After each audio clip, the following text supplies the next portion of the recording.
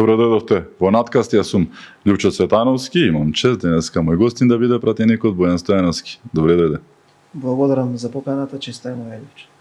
Бојан, во моментов и светот, но и македонската јавност нормално се подразбира тоа, се оптеретени од она што се случува на Блискиот Исток, реперкусии кои што удираат по економијата, по џебот, буквално кажано, горивата и сето тоа, но еве ти, како председател на Комисијата за економски прашања, како ја оценуваш економската ситуација во Македонија и како власта се справува со ситуацијата?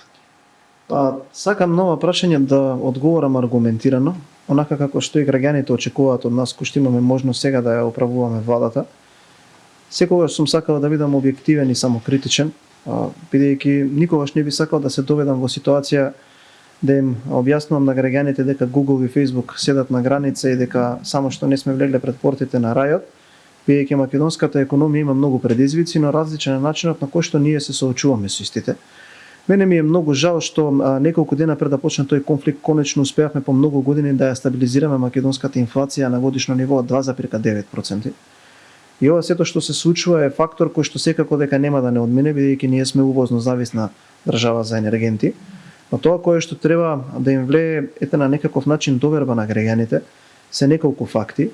Прво, Република Македонија во овој момент, бидејќи сега се работи по закон, има доволно државни нафтени резерви за 60 на дена од сега да го обслужи вкупниот конзум на нафтени деривати. Второ, има влада која што внимава и која што има доволно резерви во државата за 30 дена да имаме непречено снабдување со електрична енергија, иако оваа криза е различна од таа која што беше конфликтот со Украина, бидејќи немаме криза во енергентите. И токму затоа можеме да ја држиме ценовната стабилност на едно ниво под контрола, кој што би се детерминирало низ 3 точки на дневен ред. Првата е имаме најевтини цени на горивата во регионот, што е факт. Втора е, освен берзанските производи кои што од аспект на исхраната ги качуваат цените, бидејќи ние не можеме да ја контролираме берзата, другите ги држиме под контрола, бидејќи имавме диалог со оние кои што се трговци. И трета работа, покрај тие неминовни поскапувања кои што се случија, сепак успеваме преку намалување на ДДВ-то и преку разговор со оние кои што се на некаков начин учесници во тој нафтен пазар да одржиме ценовната стабилност на едно ниво нормално колку и да можеме во моментов тоа. Ги следам јас оние идеи од страна на опозицијата и на некои други експерти во јавноста, но на крај фактот е еден, дека од земја која што беше генератор на кризи, која што се радуваше за 5000 вакцини и која што имаше призори да гледа како македонските граници се полни со колони на возила, за да едноставно си обезбедат заштита на сопствениот живот, сега колони има, ама од спротивните граници, за да влезат во Македонија, што укажува дека довербата која што дадена ја оправдуваме во овој момент. Од друга страна, опозицијата која што ја спомена, освен што дава предлози кои што се веќе видена работа, нели?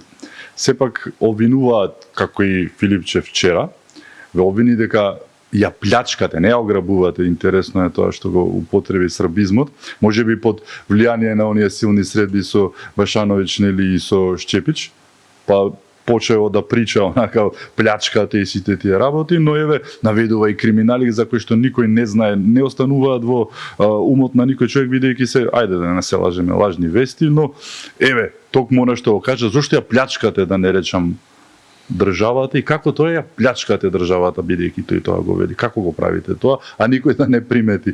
Многу добро го правите тоа. Па знаете како, одговорот на ова прашање јас ќе го дадам од начин на гледање на оваа предметна материја од два агли на гледање.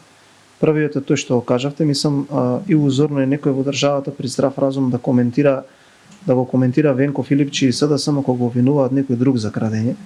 Повторно ќе кажам, две слики ми се враќаат во главата, кога го држеше на мало фрижидерче од министерот за здравство од Србија со 5000 вакцини, во моментот кога Република Македонија имаше највисоко ниво на смртност и на заболени во Европа, па можеби и во светот.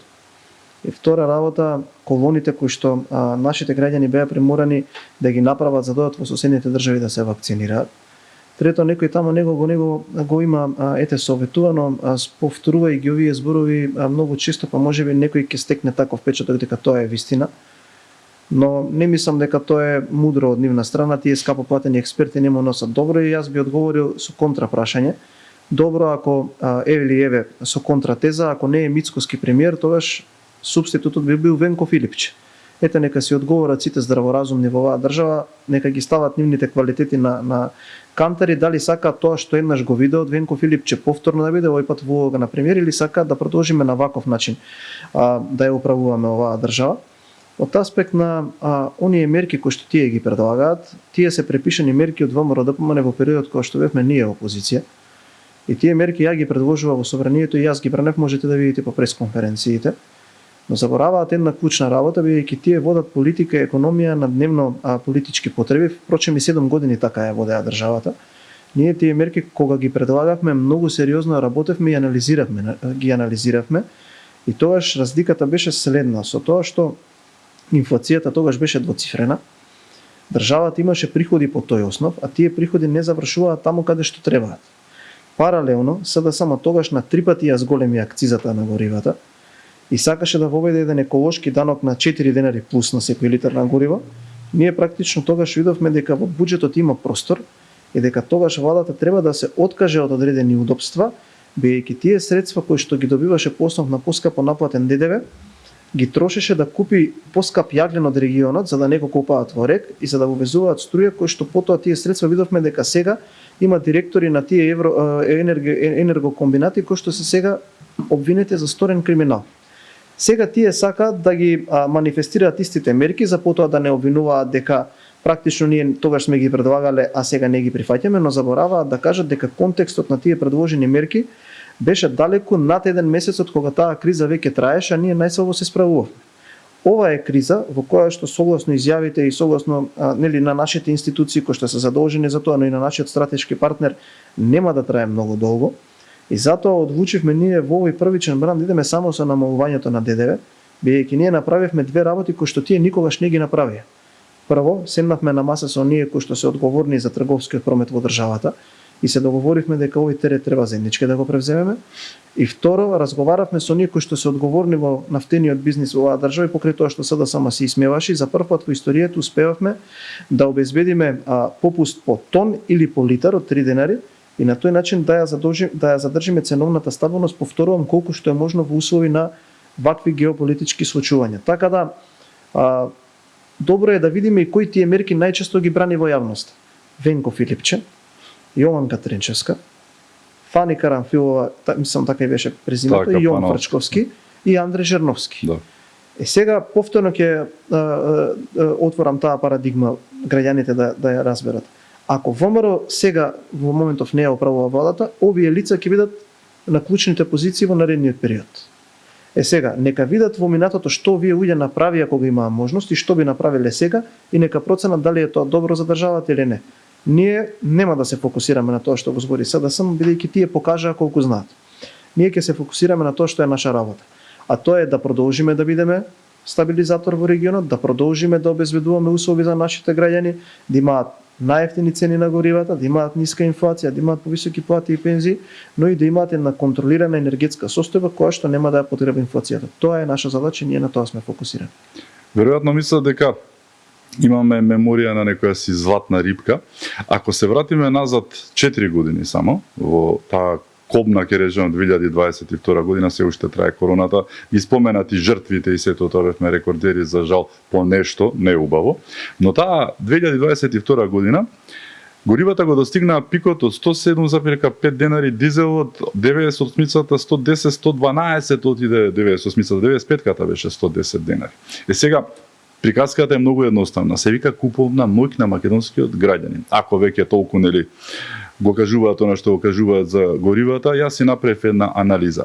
Минималната плата е 15.600 денари 22 година. Сега е 24.600 денари. Просечната плата беше 26.000 денари. Сега просечната плата е 46.400 денари. Во моментот беше и повисока, малку падна.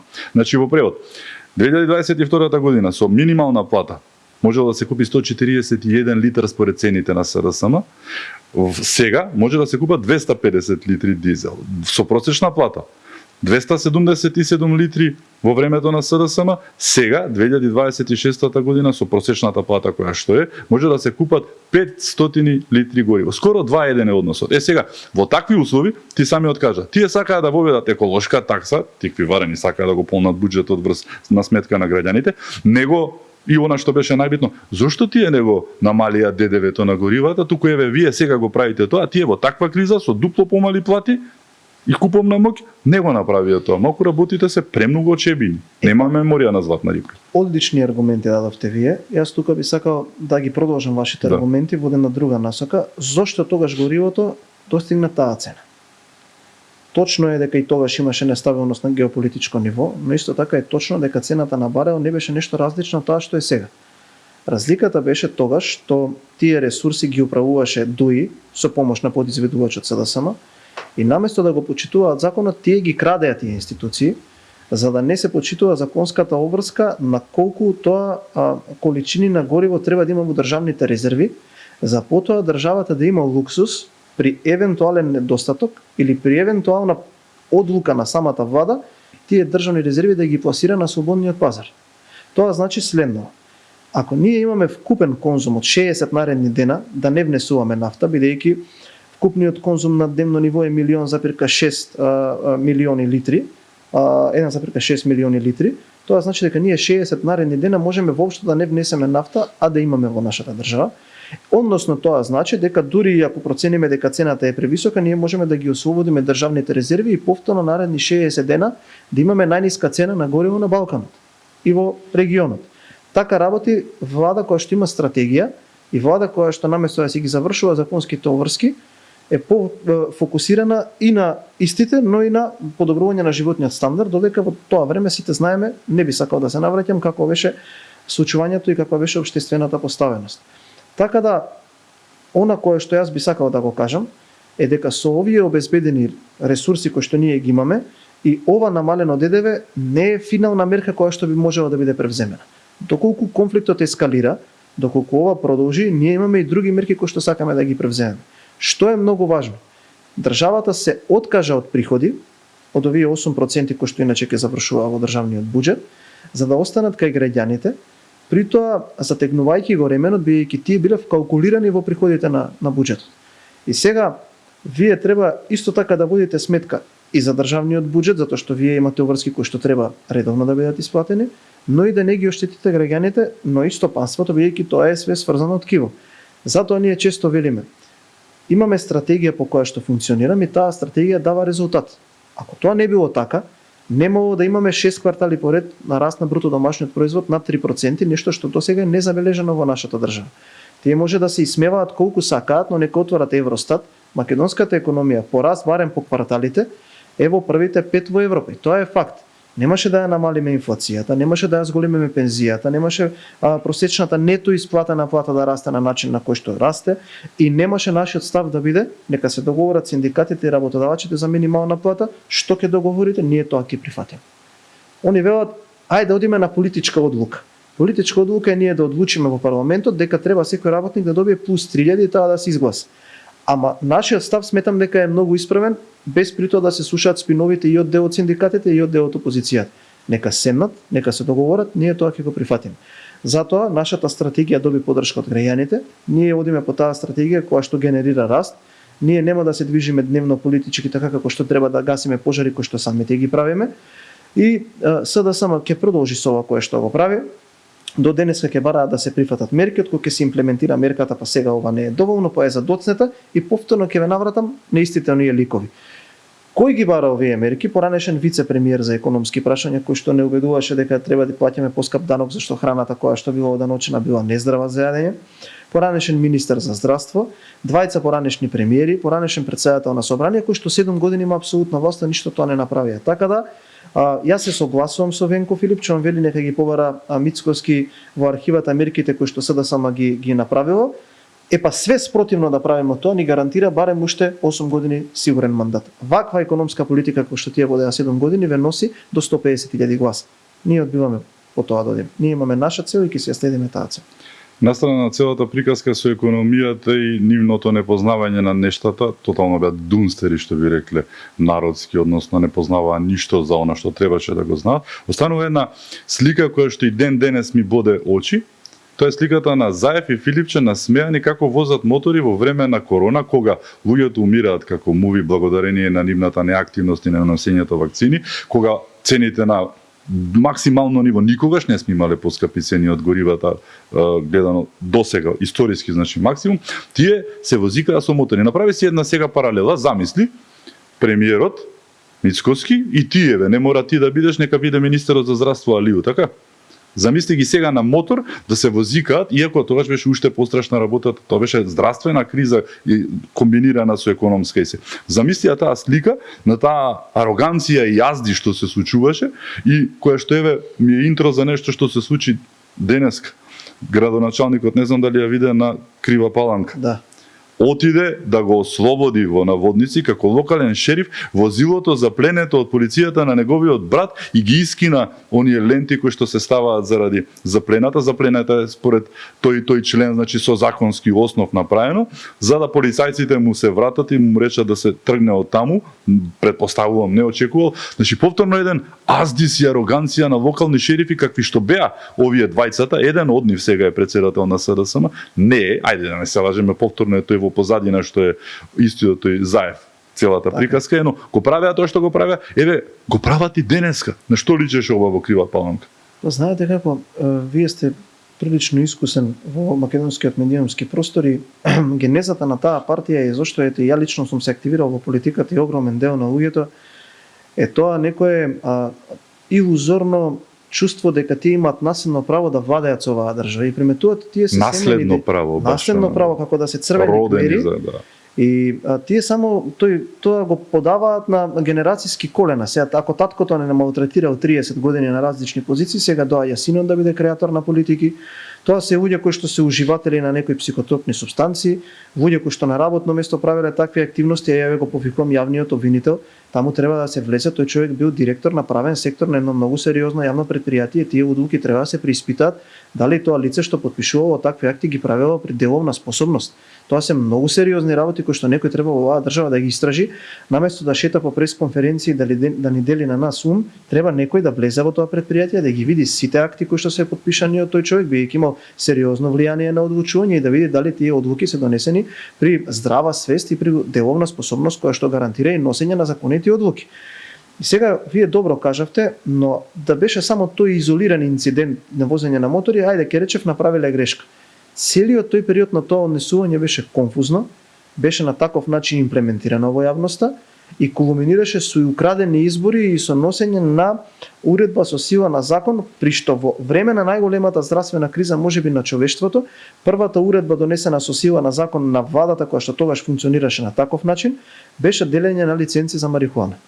Так. И ние такви работи си изнагледавме 7 години. И исто така ќе кажам дека тоа продолжение на оние од ДУИ, тоа што го правеа такво прикажување на моќ, ова што ден денесот услови на моќ на градоначалник, не на општина го прави еден градоначалник, е само продолжение на нивниот нарав. Ова само укажува на тоа што тие луѓе ќе прават сега ако ги запоследнат институциите. Замислете, вие имавте услови во кои што министер за социјална политика буквално ги бркаше и ги навредуваше пензионерите. И сега истиот тој министер шета по телевизиите и тој кажува дека требало да се имплементираат некакви антикризни мерки дека народот живее лошо. А во услови на инфлација од 14% имавме најниски пензии во Европа. Сега кога сите пензионери, 338.000, добија покачување за 7.000 динари, истата таа господја што тврдеше дека ќе се распадне пензискиот систем, излегува и вели полошо никогаш не се живеел. Така да, знаете како таму тие веројатно кога ќе седнат на тоа председателство или како да им се вика на тој состанок, тие не размислуваат колку сме одговорни пред граѓаните и каква мерка ќе превземеме за овој народ да живее подобро, туку тие размислуваат што да излажеме денес, колку повеќе да сме неискрени со народот, како денеска овој ден политички да го преживееме, како да пуштиме некој балон во јавноста, како да ги излажеме граѓаните, како да ги доведеме во заблуда, за да кога ги запоседнеме институциите, го правиме тоа што го правиме. Тоа е лиценци за марихуана, отварање на бизнеси за фотонапонски централи во југот на Македонија, притисок кон обвинителство и судство за да се превземаат болници, за да можат бизнисите да дојдат во нивни раце, нешто за што се сведочи, и страв, трепет и нормално притискање на политички противник. Тоа е нивната понуда. Во СДСМ ништо не се има променето или никаква нова политичка парадигма се нема инсталирана во таа партија. Истите луѓе, истите политики, истото подценување, истата лажна самодоверба и истиот криминалитет. Тоа е она кое што е денеска СДСМ. Зборуваме за СДСМ, но зборуваме и за нешто што го спомена ти, што го правеа притисок врз јавното обвинителство. Факт е, тоа го спомена и премиерот. Некој зборува за 50-тина, некој зборува за 50-тина, 100-тина, нели?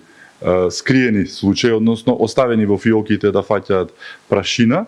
Сега, дали се тоа што се случува со оние измислени криминали на пресконференциите од Венко Филипче, од Богданка, од Жерновски, од Шмрчко, се извинувам, Фрчко, нели и сите тие, дали тоа се должи на она што ги очекува? Бидејќи новиот јавен обвинител многу јасно кажа дека ќе го прекине тој фиока стоп систем и дека работите ќе излезат на виделина. Зборуваме за висока корупција. Сите знаеме на кого се однесува ова. Меѓу другото и оној кој што излегува постојано секој ден со дали било за високо образование, па после ќе иде за економија, па не знам зашто. Венко Филипче е неврохирург. Нити разбира едно, нити друго, нити трето. Му ги пишуваат Башановиќ и Чекич, нема врска, но ги чита.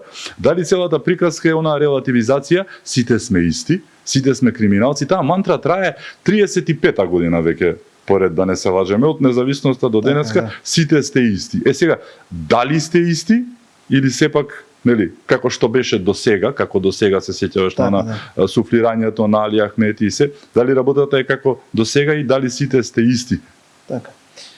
Па ние веруваме дека не сме. Да. Тоа ќе го кажат на крајот граѓаните и затоа ние немаме луксус да ги разочараме оние кои што не бирале, бидејќи овој народ 35 години доживува разочарување. Тоа е на нас. Од аспект на вашето прашање, многу добро го класифициравте содржината. Има една разлика. Сега ние го избравме јавниот обвинител. Ако одиме претходно во минатото што се случуваше, ние имавме прво што направи СДСМ кога го направи новото мнозинство и кога го избра Талат Џафери на начин на кој што го избра, го разрешија Марко Зврлевски за 1 месец. Ние 2 години оставивме обвинител избран од тоа мнозинство и инсталираа еден обвинител кој што е, ете да кажам, сопруг на сегашна нивна советничка, се извинувам, во градот Скопје, а тогаш беше многу сериозен службеник во кабинетот на Стево Пендаровски. Јовески, да. И тој беше и кандидат за уставен судија, замислете, истите оние сега што зборува дека еден професор кој што е еминентен бил предок од кабинетот на премиерот, тие го предложија за уставен судија јавниот обвинител. Ние избравме јавен обвинител за кој што дури и СДСМ велат дека има импозантна биографија и кој што никој во ВМРО-ДПМН не го позна. Пред да дојдам тука, имавме седница за пратенички прашања и премиерот искористи еден многу убав збор. Вели му упатувам порака на јавниот обвинител да нема недопирливи. Да нема повластени. Сите да бидат еднакви. Дали доаѓа од ВМРО, ДПМН или од СДСМ, дали е сегачен или поранешен функционер, сите да бидат еднакви пред лицето на правдата. Но имаме големи очекувања. Сакаме сето тоа кое што граѓаните го знаат, сето тоа што граѓаните го очекуваат, конечно да биде извадено од фиока и тие кои што се виновни да одговараат. Мора во оваа држава да почнат да се поставуваат прашања за оние случаи кои што цел народ ги знае, а кои што му ја уриваат довербата дека оваа држава може да обстои, кога сите знаат кој какви криминали направил, никој 2 години веќе не ги повикува на одговорност. Затоа имам огромно очекување од тој јавен обвинител. Немам никаква порака за него, имам огромно очекување дека ќе постапува непристрасно, дека нема да има повластени, дека ќе почнат тие прашања да бидат поставени на адресата за која што се наменети. Повторно, дали биле поранешни или сегашни функционери, сметам дека тоа не е важно. Важно ми е, искрено ти кажувам, Лјупчо ме прави многу среќен, без разлика кој како ќе го разбере ова, кога ќе видам дека некој функционер и од сегашната власт е повикан на пред лицето на правдата. Така треба да функционира оваа држава, затоа што овие граѓани 35 години го гледаат тоа и ние како политичари сме одговорни тоа да им го препуштиме. Значи, не само да гледаме дека и од претходната и од сегашната сите бидат еднакви, но прашањата мора да бидат поставени. Бојан ви оставија во наследство, буквално кажано, една дузина кукавичи јајца од минатата влада, која што 7 години го правеше тоа што го правеше, односно не требаше да го прави, но го правеше. Значи, зборуваме за токму во што го спомена, руинираното и партизирано правосудство и јавно обвинителство и судство. Зборуваме за економската ситуација, половина година беше буџетот темпиран, истрошен, ви остави економска ситуација катастрофа, повторно уште едно кукавиче јајце. И можеби она што е најголемото во однос на македонските аспирации и евроинтеграции се вика француски предлог. И тоа го направија во времето кога вие како политичари носевте не мајчки во собранието, ние граѓаните на улиците десетици илјади викавме не го правете тоа што не требаше да го направат, го направија, потпишаа со две раце како што си знаат, нели? Е сега имаме едни заглавени евроинтеграции само поради СДС дуи приказката и тој фамозен француски предлог. Тие не ни го имаше во првата рамка моментот на бугарите во оној договор за добрососедство, бугари во устав, неосновано, неаргументирано, премала бројка, непочитување на човекови права во Бугарија, многу муабети има, но имаме блокирани евроинтеграции, благодарение на кого друг, ако не на СДС и на ДУИ, во овој случај повеќе СДС, затоа што зборуваме за национални интереси како македонска нација, нели, тотално незаглавие у целата приказка, повторно уште едно кукавиче јајце, како да се справите со ова, бидејќи факт е, ние работиме што треба да се работи, но тоа ни го набиваат постојано на нос и ни го трљаат, нели, на глава. Внесете ги бугарите, давате опции со влезот во Европската унија, нели, сето тоа не се прифаќа. Како да се надмине оваа ситуација која што е наметна, повторно ќе кажам, кој друг ако не СДС, односно ЗАЕВ? Па позагрижувачки во овој момент и покрај тоа што така жестоко ги изгубија изборите најмногу и ради ова прашање, тие се уште сметаат дека единствената опција за оваа држава е таа. Так. Јас сум благо би кажал изненаден кога го гледам лидерот на таа партија како не убедува дека тоа е единственото нешто што ние треба да го направиме, дека тој момент тоа бил паметен чекор. Што вие сериозно би се запрашале себе си на кого му е потребен надворешен непријател кога вие дома имате вакви луѓе кои што едноставно убаво ги нарекува премиерот мекотели за кои што даваат аргумент на спротивната страна да биде трпелива и да чека. Бидејќи тие шовинистички аспирации од нашиот сосед не доаѓаат од пред 2, 3 или 5 години, туку тоа се вековни аспирации. И тие луѓе имаат таква доктрина, балем голем дел од нив, и тие трпеливо чекаат, па тие со векови го чекаат да дојде некој како Зоран Заев, Димитар Ковачевски, Венко Филипче, за да имаат можност да му помогнат да направи некој преврат во нашата држава, за да имаат соговорник кој што ќе рече, добро, ја прифаќам све што вие ќе понудите.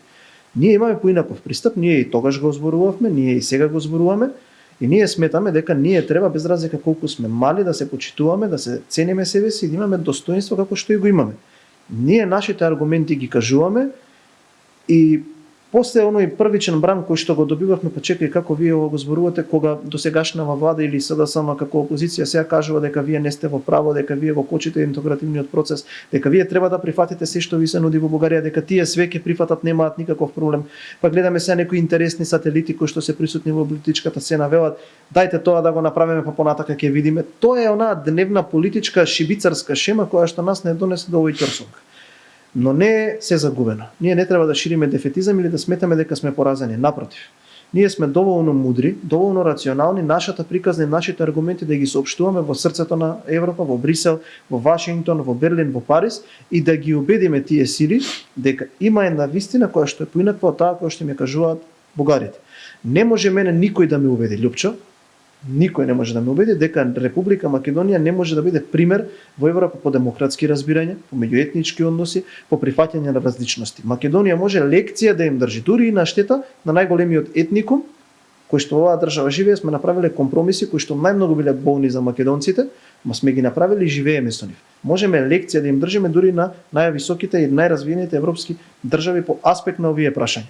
Не може мене некој да ме убеди дека јас сум нешто помалку од земја членка на Европска унија која што има шовинистички, па неретко и би рекол фашистички ставови. Па погледнете ги амандманите кои што тие сега европратеници ги даваат не сватија Томас Вајц. Во исто време, просто што ќе те прекинам, додека се слушува ова во Европарламентот, нели, што е веќе демистификација тотална, апсолутна на бугарските, нели, шовинистички пориви, излегува нивната подпредседателка Фани Сорос, така наречена Карамфилова Панова, и вели и тоа беше од она рубриката верувале или не, и вели власта греши, треба да ги консолидира граѓаните за да ги внесеме бугарите во уставот, и притоа она уште побитното, без потреба се расправате со Бугарија и со Грција. Значи крајот на приказката одамна не е коте од рулја, туку е коте од бихачка, за жал. Така е. Се и претера за тоа ќе ви работа. дадам моје мислење. Практично сега тие се членки на Европската унија каде што човековите права се искачени на пиедестал. Сега тие нас не делат лекции за одредено малцинство, а во Европскиот парламент имаат европратеник кој што поздравуваше нацистички во сред сала. Сега таму не им се дозволува на македонците да направат една невладина организација Сдружение на граѓани, а ги постојат и ги има. Не имаме максимални услови кои што се возможни на секој кој што се чувствува различно од македонската националност. Сега ние тоа треба да го прифатиме, не треба да го прифатиме. Мислам дека конечно е дојдено времето со таа рационална дипломатија да им покажеме на членките на Европската унија дека билатералните прашања не треба да бидат услов и дека тие доколку сакаат имаат механизам. Само да потсетам, се случи еден исклучок на тој механизам кога една земја членка на Европската унија која требаше да се помогне на Украина излезе на кафе и беше донесена одлука. Ние сме заслужиле многу повеќе од тоа, заради тоа што за тоа членство во Европска унија ние имаме платено највисока цена од било кој друг. Имаме сменето име, имаме сменето знаме, имаме сменето валута, имаме сменето конфигурација на територијалната реорганизација во државата. Сметам дека нашите аргументи имаат све поголем број на слушатели, на поддржувачи, и само со таква рационална стратегија ние можеме да успееме. Од аспект на Фани Сорос, тука има една интересна ситуација. Ние долго време во оваа држава се бориме против едно такво случување на една политичка монополизација на NGO секторот во нашата држава. Во Република Македонија има многу невладени организации кои што се честни и искрени, кои што имаат навистина честна намера да го подобрат македонското општество, но тоа знаете како е, тоа е како да имате едно буре со една прекрасна питка вода и да имате лажичка фекалија во него. Така го објаснуваше премиерот Мицкоски своевремено она што се случува во државата од аспект на преговорите со Европската унија.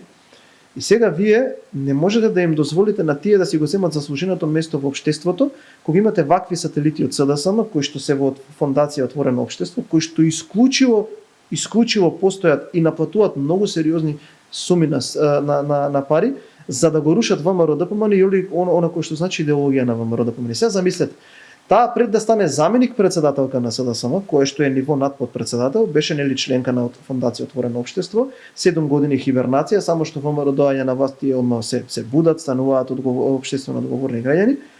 И сега таа толкова омраза продуцира во јавноста кога зборува и кога ги конструира тие тези.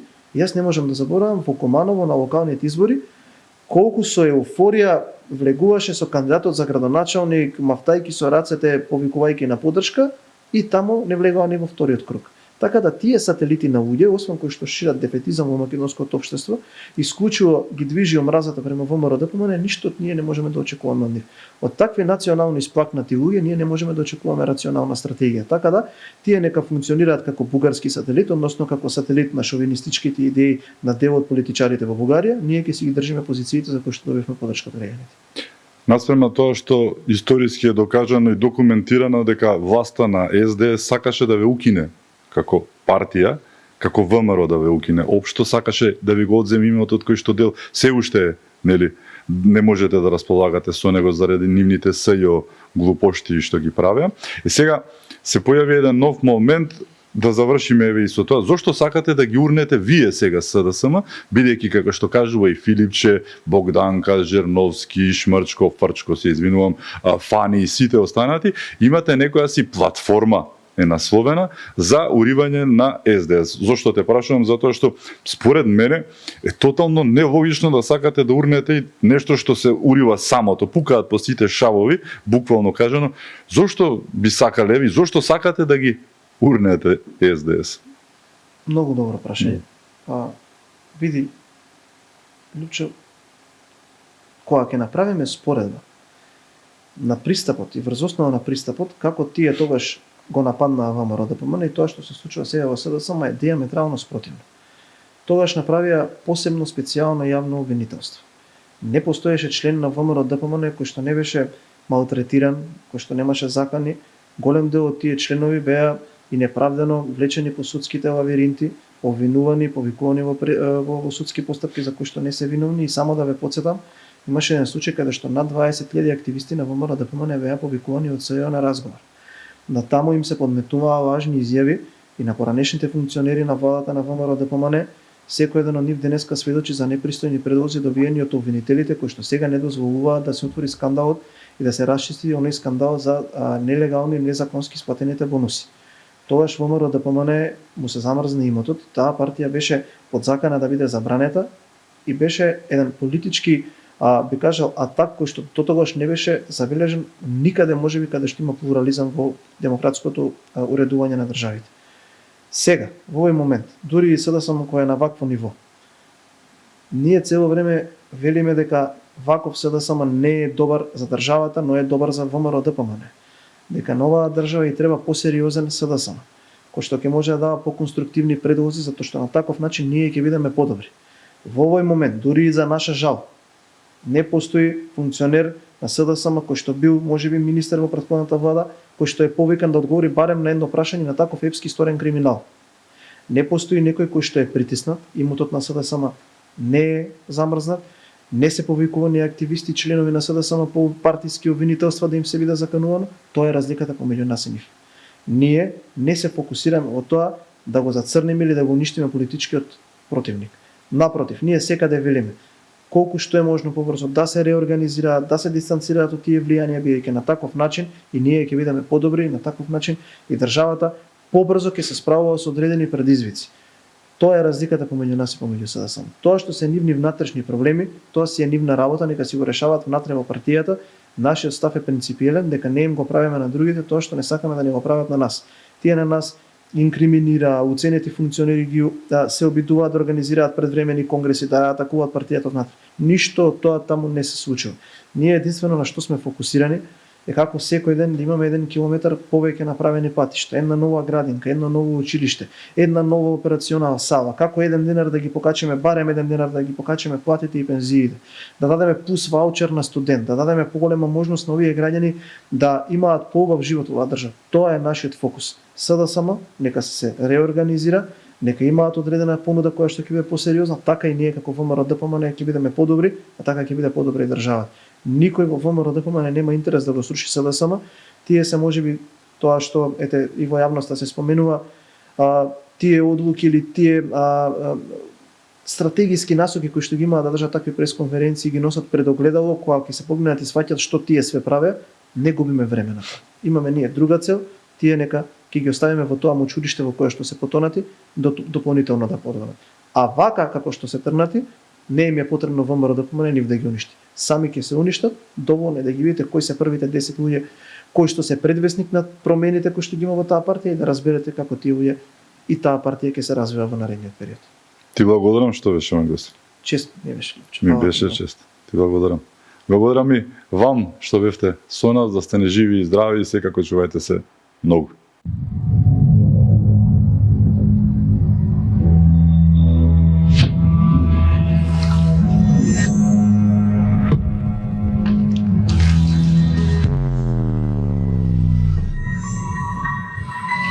Thank you.